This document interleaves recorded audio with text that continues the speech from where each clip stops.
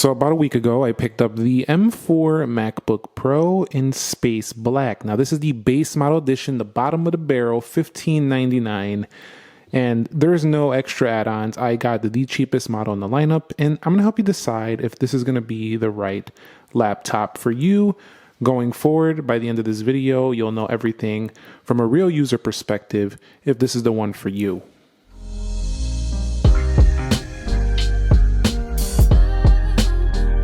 So what is up, guys? Nick here, helping you to master your technology. Let's begin by talking about how much should I pay for this MacBook Pro base model in space black.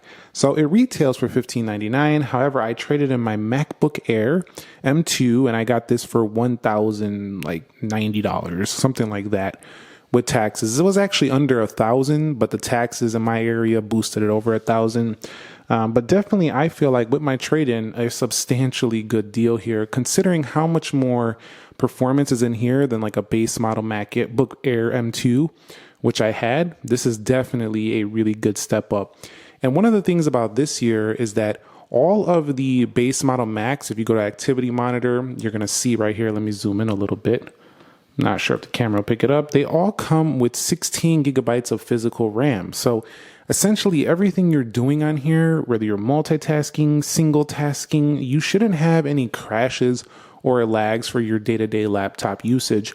Even heavier users that run things like iMovie, Final Cut Pro, Logic, all these things, the creatives out there, you know who you are. If you're running this stuff, even with these applications open along with 4K edits, and this is a 4K 60 video right here, you can have multiple tabs in your browser open at the same time, multiple apps, and this thing is still going to run very fast. It's something I was running into an issue with on my base model M2 Air, which is why I picked this one up. But yeah, I went with that version, and I think personally, for like 95% of people, the base model MacBook Pro M4 is enough. It's actually enough for some, semi-pros and people just starting to get into their more pro work. This can handle the workload for sure. It's probably only the heaviest of demanding users that, like, if they don't have that extra 2 minutes of render or that extra 2 minutes of whatever they're doing, they might need that extra bump. So having this laptop, I've had it for about a week or so now, maybe a little bit more than a week, closer to 2.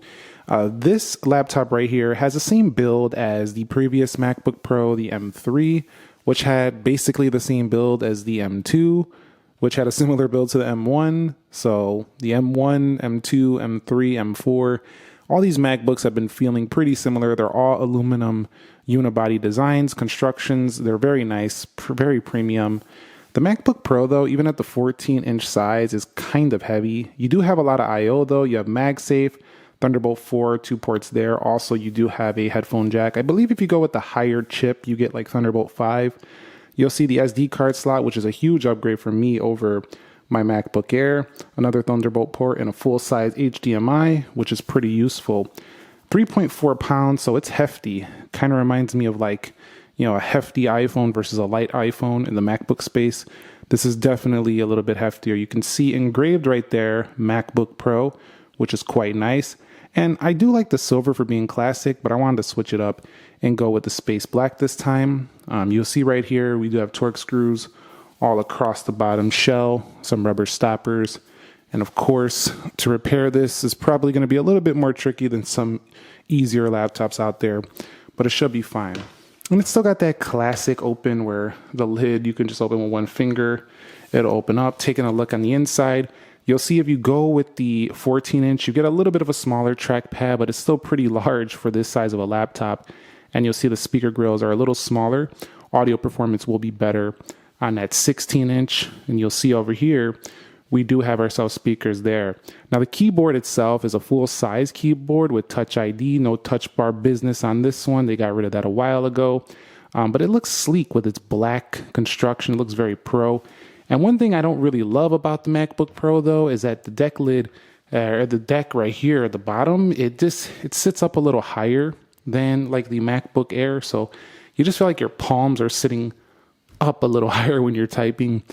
Not a major fan. You get used to it, but I like the flatter feel of like the iPad Pro's keyboard or like a flatter laptop that's much thinner. It just feels more comfortable. But you'll be resting a little bit higher, which could strain my hand a little bit if I'm typing for hours and hours. But other than that, it's a very nice keyboard. This area, unlike a Microsoft Surface keyboard though, or that Alcantara construction, this thing can get pretty cold. So definitely, if you have this in a cold room, you wake up in the morning, it's got that cold feel to it. Definitely that. And one thing else I want to talk about the body is that the Space Black actually doesn't pick up too many fingerprints. And I don't think we covered that we do have fans on the MacBook Pro. You'll see them over here. So there is vents. They actually haven't turned on at all for me yet. And I'm doing some 4K 60 videos. This one's in 1080, but I'm doing some 4K 60 videos, and I'm going to start doing more of them. And I want the performance to match, and that's why I picked this up. But this thing definitely doesn't really spin up the fan too much unless you're really, really demanding on the system. But when it does, you can definitely notice it, although it's worth it for keeping that sustained performance. So when it comes to the display, we are looking at a ProMotion display, and this is actually quite noticeable over some of these 60 hertz panels. I didn't think it would be a big deal, but having this XDR panel right here is a huge deal. It's also way brighter than like the MacBook Air, for example. So definitely it's worth it there. You can also bring it down to 600 nits if you don't want it super bright. In addition, they have all these Pro modes, which I'm not sure I've seen in the MacBook Air that I had. These Pro modes right here are definitely some nice options, but you can tweak it down to 60 hertz if you want to save some battery life or something like that. All the auto brightness out of the box though keeps this laptop not looking as bright as it was advertised. So if you want to see its full brightness, you have to turn off this automatically adjust brightness. Also, there's some energy settings which can dim on the battery. So if you go over here to the battery settings here, you'll see, I think it's over here in options, slightly dim the display on battery. If you turn that off, crank it up, you'll get even more brightness here on battery. So if you see them in the stores and you're like, this don't look that bright, this is why. They're definitely super bright displays. They also have very good resolution in terms of being Retina displays. They're sharp enough. They've been sharp for years and nothing really changes here. The 14.2 inch size though is the real question here, and I gotta say that it's enough. It really is. At first you're gonna be like, well, the 16 is bigger, I might have to go with that. But the truth is that this might be the sweet spot, because I was on that fence for a while and I had the 16 before, and it always just feels too clunky and heavy for laptop use. If you really want big screen, that screen is also gonna be really nice, but if you really want a big multitasking experience, you want to use a desktop monitor. That's going to be much better either way.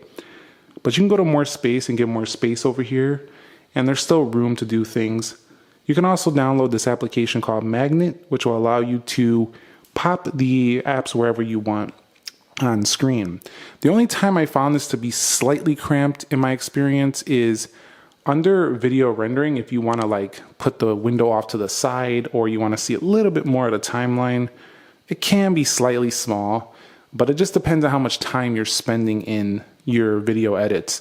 So if you're spending like all day in your video edit, like you have multi-track timelines, you're going to be on there for several hours at a time, I would recommend the 16. But for some pounding out some quick YouTube edits, for pounding out your day-to-day photo edits, this is enough for sure. In addition, for reading and stuff like that, it's more comfortable to sit in the bed or the couch with this laptop, to move it around, to put it on the plane, wherever you're going. And just the screen is enough. It really just is. That's how I would describe it. I would say something though that I really want to see on MacBooks going forward. I want to see a touch screen, because I find myself wanting to touch this.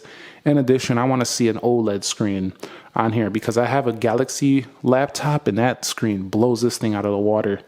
Surely does, in terms of the contrast and all that stuff. So this thing is really nice. It's a really smooth LCD. I think they have like micro quantum dot. I think I read something like that about this, but it's just not OLED. So I want to see OLED on future MacBooks. But other than that, the display is fantastic. So when it comes to software, we do have macOS Sequoia, and for me, the big feature is the ability to use your iPhone to mirror on here. There's also Apple Intelligence now with the new Siri, which is awesome, and rewrite tools. So this thing is definitely a lot smarter than it was before, and it's only going to get better going forward. And that's why they gave you 16 gigs of RAM to support Apple Intelligence. However, keep in mind that 16 gigs of RAM not only benefits that, but it also benefits the fact that you're going to have more space to do multitasking. So that's really good.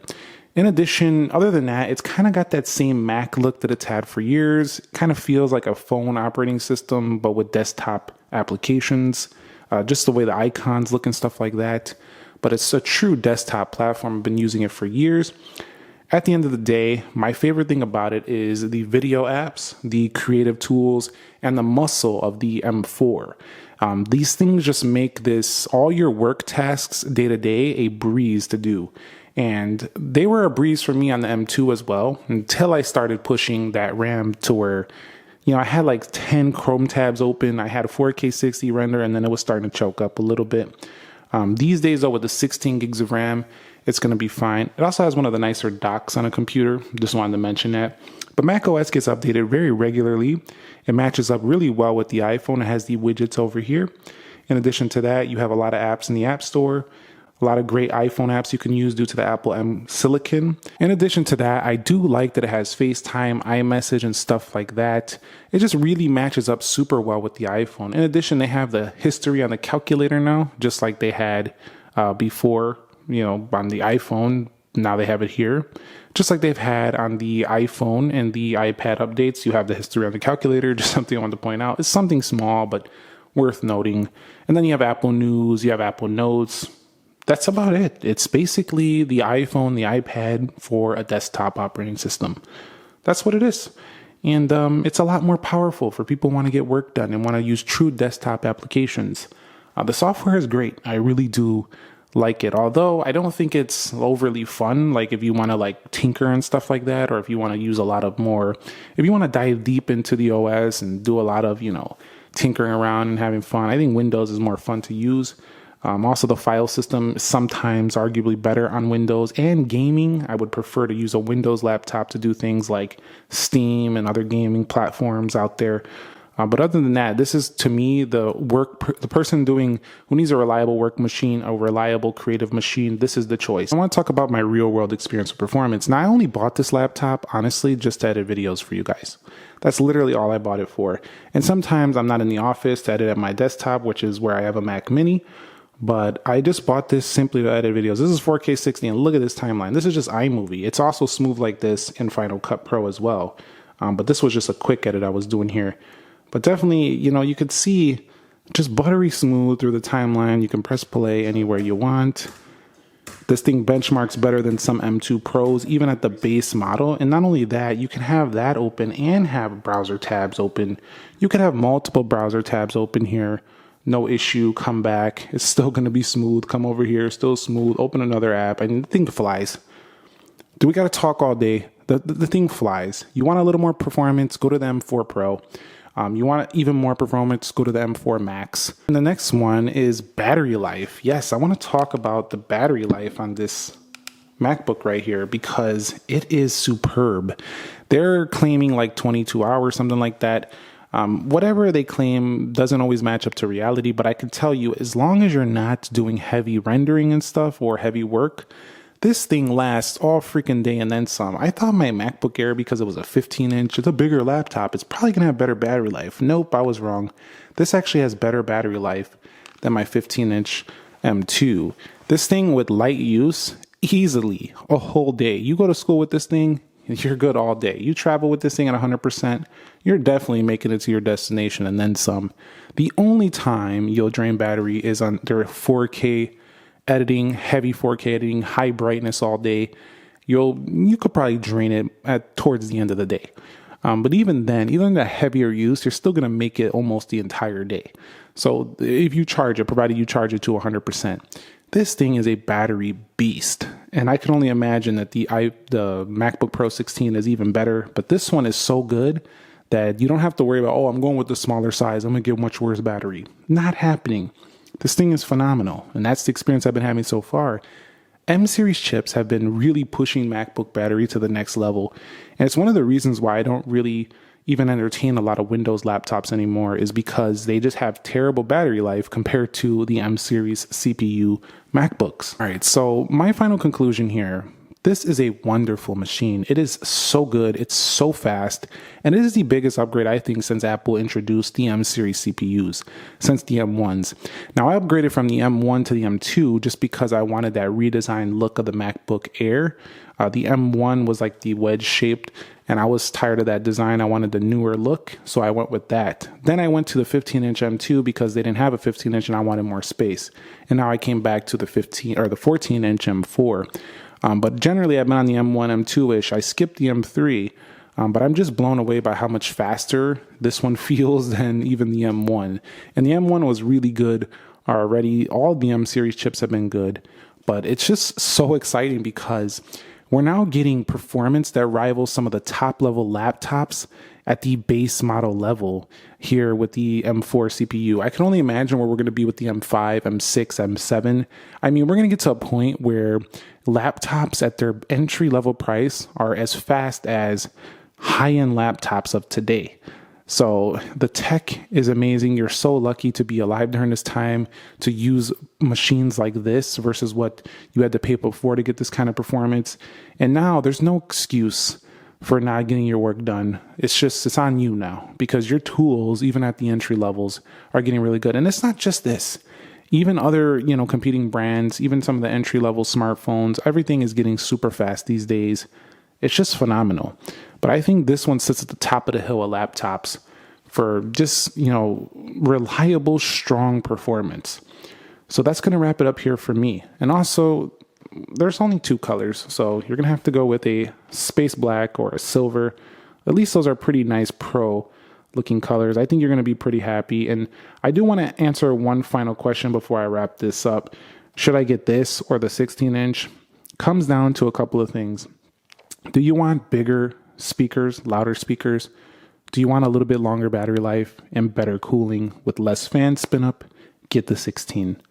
If you hate heavy computers, you cannot stand the thickness, the weights of carrying around a big heavy computer, the 14-inch is your move for sure. You're going to be very, very happy. And then lastly, if you don't do a ton of video editing, you just do some here and there, and you don't even do a lot of laptop, desktop applications, I would consider the 13-inch iPad Pro because unless you need a desktop apps, which I do for what I do, the iPad Pro is enough. I've even edited videos for this channel on the iPad Pro and done work on there without even thinking about grabbing my MacBook. So the iPad Pro is a consideration depending on you and how you use your computer. Thumbs up if you enjoyed it. Subscribe if you haven't already. And let me know if you want to see more MacBook-based content on the channel. Maybe this versus the iPad Pro. A funny video of this versus the iPhone. Maybe some benchmark tests to see how fast the iPhone stacks up. Let me know your thoughts down below. I'll catch you all in the next episode. Nick here. Be sure to be well, and peace.